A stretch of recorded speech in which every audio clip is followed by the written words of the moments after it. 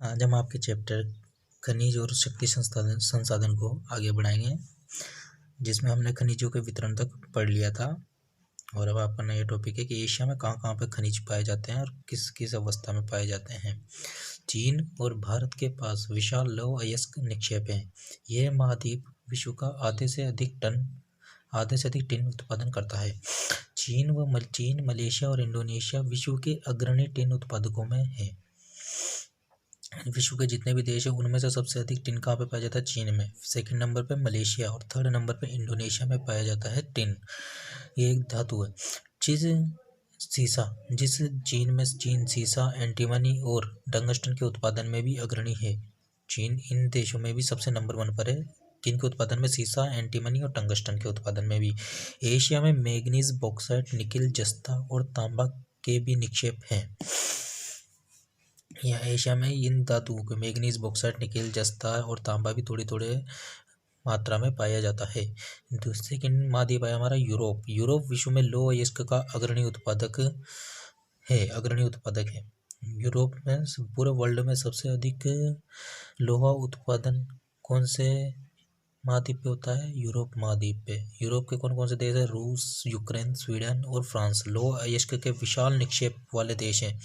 तांबा, सीसा, जस्ता, मैग्नीज और निकिल खनिजों के निक्षेप पूर्वी यूरोप और यूरोपीय रूस में पाए जाते हैं। उत्तर अमेरिका महाद्वीप में खनिज निक्षेप 3 क्षेत्रों में अवस्थित है। ग्रेट लेक के उत्तर में कनाडियन शील्ड प्रदेश, अपलेशियन प्रदेश और पश्चिम के पर्वत श्रृंखलाएं। इन सभी जो श्रृंखला है, ये जो तीन टाइप के जो प्रदेश हैं, इन तीनों में खनिज निकालने की बहुत सारी मात्राएं हैं। लौह अयस्क, निकिल, सोना, यूरेनियम और तांबा का खनन कनाडियन शील्ड प्रदेश में और कोयले का अपलेशियन प्रदेश में होता है। पश्चिमी कार्डिलेरा में तांबा, सीसा, जस्ता, सोना और चांदी के विशाल निक्षेप हैं। फोर्थ महाद्वीप आया हमारा दक्षिणी अमेरिका। ब्राजील विश्व में उच्च कोटि के लौह अयस्क का सबसे बड़ा उत्पादक है। लौह अयस्क का सबसे बड़ा उत्पादक महाद्वीप तो ऐसे तो यूरोप है, परंतु लौह अयस्क में भी जो अलग अलग टाइप के लोहे होते हैं, उनमें भी सबसे उच्च कोटि का, हाई क्वालिटी का जो लोहा निकलता है वो ब्राजील से निकलता है। चिली और पेरू तांबे के अग्रणी उत्पादक है। चिली और पेरू में तांबा सबसे अधिक निकलता है। ब्राजील व बोलीविया विश्व में टिन के सबसे बड़े उत्पादकों में से है। दक्षिण अमेरिका के पास सोना, चांदी, जस्ता, क्रोमियम, मैग्नीज, बॉक्साइट, अभ्रक, प्लेटिनम, एस्बेस्टस और हीरा के विशाल निक्षेप भी है। खनिज तेल वेनेजुएला, अर्जेंटीना, चिली, पेरू और कोलंबिया में पाया जाता है। अफ्रीका महाद्वीप। अफ्रीका खनिज संसाधनों में धनी देश है। यहाँ हीरा, सोना और प्लेटिनम का विश्व में सबसे बड़ा उत्पादक है। दक्षिण अफ्रीका, जिम्बाब्वे और जायरे विश्व के सोने का एक बड़ा भाग उत्पादित करते हैं। तांबा, लौह अयस्क, क्रोमियम, यूरेनियम, कोबाल्ट और बॉक्साइट दक्षिण अफ्रीका में पाए जाने वाले अन्य खनिज हैं। तेल नाइजीरिया, लीबिया और अंगोला में पाया जाता है। ऑस्ट्रेलिया विश्व में बॉक्साइट का सबसे बड़ा उत्पादक है। यह सोना, हीरा, लौह अयस्क, टिन और निकिल का अग्रणी उत्पादक है। यह तांबा, सीसा, जस्ता और मैग्नीज में भी संपन्न है। पश्चिम ऑस्ट्रेलिया के कालगुल्ली और कुलगाड़ी क्षेत्रों में सोने के सबसे बड़े निक्षेप हैं। अंटार्कटिका विश्व विभिन्न खनिज निक्षेपों पूर्वानुमान से कुछ संभवतः विशाल के लिए अंटार्कटिका का भूविज्ञान पर्याप्त रूप से सुप्रसिद्ध है। ट्रांस अंटार्कटिक पर्वत में कोयले और पूर्वी अंटार्कटिका के प्रिंस चार्ल्स पर्वत के निकट लोहे के महत्वपूर्ण मात्रा में निक्षेपों का पूर्वानुमान किया गया है। लौह अयस्क, सोना, चांदी और तेल भी वाणिज्यिक मात्रा में उपलब्ध है। खनिजों का उपयोग कई उद्योगों में होता है। रत्नों के लिए प्रयोग किए जाने वाले खनिज प्राय कठोर होते हैं। इन्हें आभूषण बनाने के लिए भी विभिन्न शैलियों में जड़ा जाता है। तांबा एक अन्य धातु है जिसका उपयोग सिक्के से लेकर पाइप तक प्रत्येक वस्तु में किया जाता है। कंप्यूटर उद्योग में प्रयुक्त होने वाला सिलिकॉन क्वार्ट्ज से प्राप्त किया जाता है। एल्यूमीनियम, जिसे उसके अयस्क बॉक्साइट से प्राप्त किया जाता है, का उपयोग ऑटोमोबाइल और हवाई जहाज, बोतलबंदी उद्योग, भवन निर्माण और रसोई के बर्तन में होता है। खनिजों का संरक्षण। खनिज अनवीकरणीय संसाधन है। खनिज जो है अनवीकरणीय संसाधन है। खनिजों के निर्माण और संचयन में हजारों वर्ष लगते हैं। मानवीय उपभोग की दर की तुलना में निर्माण की दर बहुत धीमी है। खनन की प्रक्रिया में बर्बादी को घटाना आवश्यक है। धातुओं का पुनर्चक्रण एक अन्य तरीका है जिससे खनिज संसाधनों को संरक्षित किया जा सकता है। शक्ति संसाधन में एक कहानी है। सन्नी की माँ अपने दिन की शुरुआत गीजर का बटन दबाने से करती है। वो सन्नी को जगाने से पहले उसके विद्यालय की वर्दी पर इस्त्री करती है। इसके बाद वो उनके लिए ब्लेंडर में एक गिलास संतरे का जूस तैयार करने के लिए रसोई घर में तेजी से पहुंचती है। सन्नी से बोलती, क्या आपने स्नान कर लिया? आओ और अपना नाश्ता करो। सन्नी के लिए गैस स्टोव पर नाश्ता बनाते हुए माँ पुकारती है। विद्यालय जाते समय सन्नी बत्तियों और पंखों के बटन बंद करना भूल जाता है। माँ उन बटनों को बंद करते समय सोचती है कि शहरों में जीवन आरामदायक प्रतीत होता है, लेकिन विद्युत उपकरणों जो सभी बिजली की खपत करते हैं पर अधिक से अधिक निर्भरता मांग और पूर्ति के बीच विशाल अंतर पैदा करती है।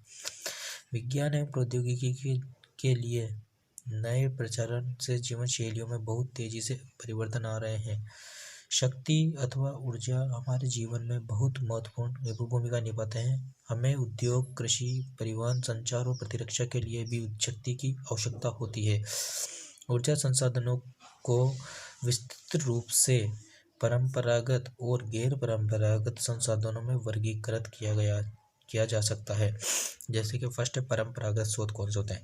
ऊर्जा के परंपरागत स्रोत वे हैं जो लंबे समय से सामान्य उपयोग में लाए जा रहे हैं। ईंधन और जीवाश्मी ईंधन परंपरागत ऊर्जा के दो मुख्य स्रोत हैं। फर्स्ट, ईंधन। इसका उपयोग पकाने और ऊष्मा प्राप्त करने के लिए व्यापक रूप से होता है। हमारे देश में ग्रामीणों द्वारा उपयोग की गई 50% से अधिक ऊर्जा ईंधन से प्राप्त होती है।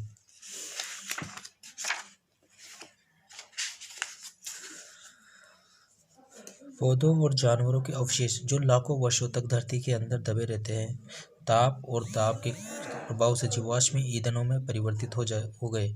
जीवाश्मी ईंधन जैसे कोयला, पेट्रोलियम और प्राकृतिक गैस परंपरागत ऊर्जा के मुख्य स्रोत हैं। इन खनिजों के भंडार सीमित हैं। विश्व की बढ़ती जनसंख्या जिस दर से इनका उपयोग कर रही है वह इनके निर्माण की दर से कहीं अधिक है, इसलिए ये शीघ्र ही समाप्त होने वाले हैं। कोयला, ये बहुतायत में पाया जाने वाला जीवाश्मी ईंधन है। इसका उपयोग घरेलू ईंधन उद्योगों जैसे लोहा और इस्पात, वाष्प इंजनों और विद्युत उत्पन्न करने में किया जाता है। कोयले से प्राप्त विद्युत को तापीय ऊर्जा कहा जाता है। कोयला जिसका हम आज भी उपयोग कर रहे हैं वो लाखों वर्ष पूर्व विशाल फन और दलदल के पृथ्वी की परतों में दबने से बना है। कोयला इसलिए अंतर्निहित धूप के रूप में जाना जाता है। विश्व में अग्रणी कोयला उत्पादक देशों में चीन, संयुक्त राज्य अमेरिका, जर्मनी, रूस, दक्षिण अफ्रीका और फ्रांस है। भारत के कोयला उत्पादक क्षेत्र रानीगंज पश्चिम बंगाल में तथा झरिया धनबाद और बोकारो झारखंड में है। पेट्रोल जिससे आपकी कार चलती है और तेल जो आपकी साइकिल को चरमराने से रोकता है, दोनों की शुरुआत गाढ़े काले द्रव से होती है जिसे पेट्रोलियम कहते हैं। ये शैलों की परतों के मध्य पाया जाता है और इसका वेधन अब तटीय क्षेत्रों में स्थित तेल क्षेत्रों से किया जाता है। तदुपरांत इसे परिष्करणशाला भेजा जाता है जहां अपरिष्कृत पेट्रोलियम के प्रक्रमण से विभिन्न तरह के उत्पाद जैसे डीजल, पेट्रोल, मिट्टी का तेल, मोम, प्लास्टिक और स्नैक तैयार किए जाते हैं। पेट्रोलियम और इससे बने उत्पादों को काला सोना कहा जाता है क्योंकि ये बहुत अधिक मूल्यवान है। पेट्रोलियम के मुख्य उत्पादक देश ईरान, इराक, सऊदी अरब और कतर है। अन्य मुख्य उत्पादक संयुक्त राज्य अमेरिका, रूस, वेनेजुएला और अल्जीरिया है। भारत में मुख्य उत्पादक क्षेत्र असम में तो डिगबोई, मुंबई में बॉम्बे हाई तथा कृष्णा और गोदावरी नदियों के डेल्टा है।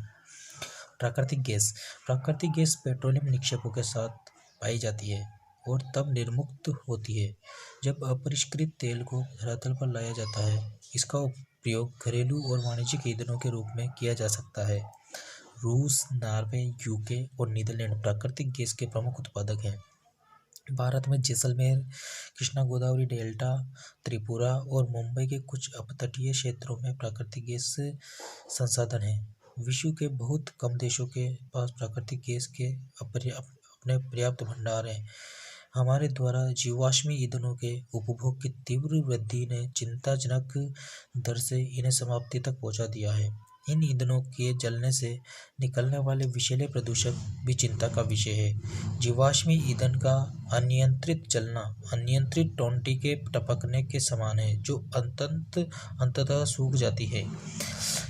इससे हमारा ध्यान ऊर्जा के विभिन्न गैर परंपरागत स्रोतों के दोहन की ओर बढ़ाया जो कि जीवाश्मी ईंधनों के स्वच्छतर विकल्प है। जल विद्युत बांधों में वर्षा जल अथवा नदी जल ऊंचाई से गिराने के लिए संग्रहित किया जाता है। बांध के अंदर से पाइप के द्वारा बहता जल बांध के नीचे स्थित टरबाइन के ऊपर गिरता है। घूमते हुए ब्लेड्स जनरेटर को विद्युत के लिए घुमाते हैं। यह जल विद्युत कहलाती है। विद्युत उत्पन्न करने के बाद जो जल बहता है उसका उपयोग कृषि में किया जाता है और विश्व की ऊर्जा का 1/4 हिस्सा जल विद्युत से उत्पन्न होता है। विश्व में जल विद्युत के अग्रणी उत्पादक देश पराग्वे, नॉर्वे, ब्राज़ील और चीन है। भारत में कुछ महत्वपूर्ण जल विद्युत केंद्र भाखड़ा नागल, गांधी सागर, नागार्जुन सागर और दामोदर नदी घाटी परियोजनाएं हैं। इसके आगे का चैप्टर हम आपके नेक्स्ट क्लास में पढ़ेंगे। Thank you.